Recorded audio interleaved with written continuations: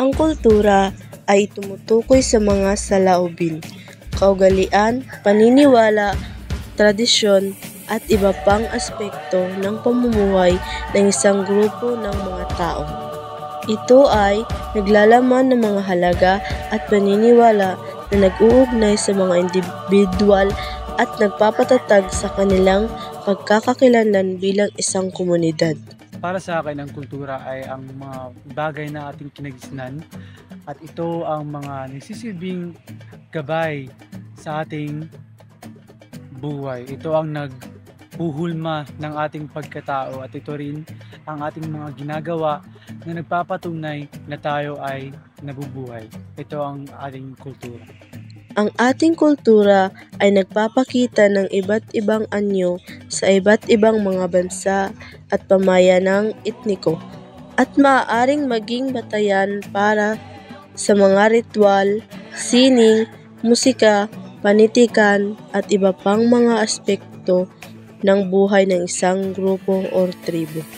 Ang kultura ang nagsisilbing pagkakakilanlan namin bilang isang tribo.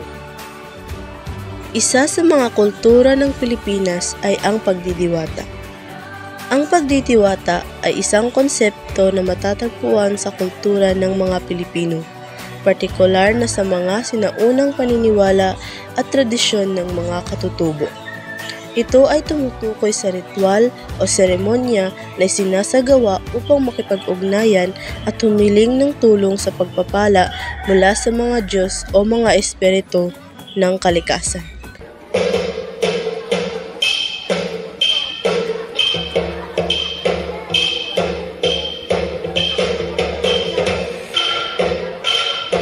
Ang mga tao ay nagdarasal, umawit, sumasayaw at nag-aalay ng mga handog upang maipahayag ang kanilang pagsamba at paggalang sa mga banal na nilalang.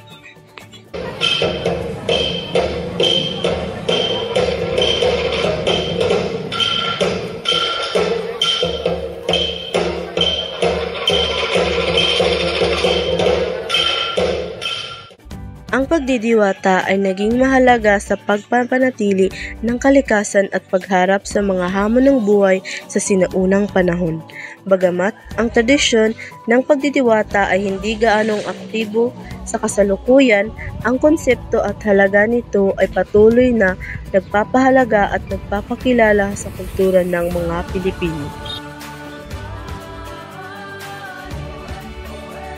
Mahalaga ang kultura sa aming buhay dahil ito ang nagsisilbing gabay, sabi ko nga kanina, ito ang nagsisilbing gabay at naghuhulma ng aming pagkatao.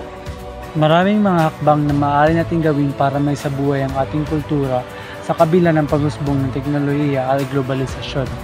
Isa na dito ay mas mapapalaganap natin ang ating kultura sa pamamagitan ng paggamit ng mga bagong imbento dulot ng teknolohiya tulad na lamang ng cellphone, computer, at internet. Pangalawa, at pinaka-importante, mas mapapalaganap natin at mas maisasabuhay natin ang ating kultura at tradisyon sa pamamagitan ng pagtuturo sa mga kabataan at ito ang magsisilbing gabay at paraan o daan para ma-preserve natin ang ating kultura at para na rin maituro o maipasa ito sa susunod pa na henerasyon.